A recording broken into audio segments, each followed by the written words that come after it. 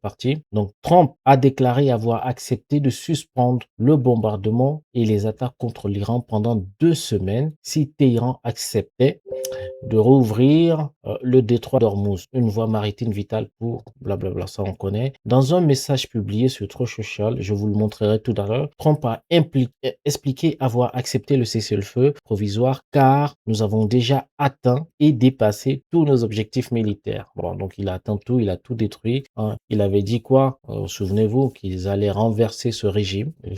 Ils négocient avec qui? Ben, le même régime. Ils allaient détruire, anéantir l'Iran. Ben, l'Iran contrôle le détroit d'Ormuz. Ils allaient libérer le détroit d'Ormuz. Ben, il y a plein de trucs, mais il a atteint tout.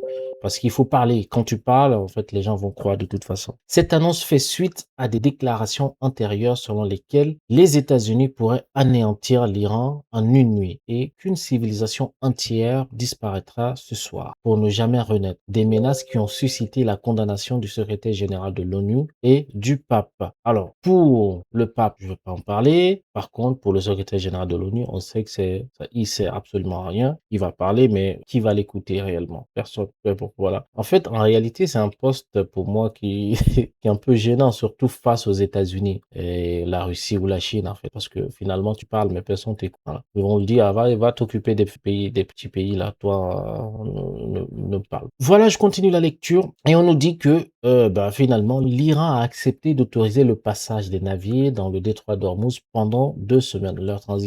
Les transits étant coordonnés par l'armée iranienne. Voilà, c'est ce que je voulais préciser. Donc, le transit des bateaux sera coordonné par l'armée iranienne. Donc, c'est l'armée iranienne qui va dire qui passe, qui ne passe pas. Oui, qu'est-ce que vous voulez? On a gagné. Voilà, je continue rapidement aussi, toujours la lecture.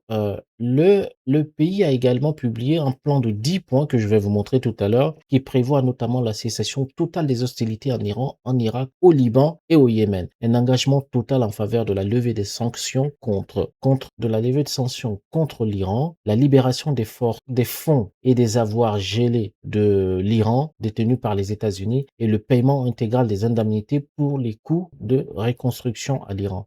Ah, il demande beaucoup, hein?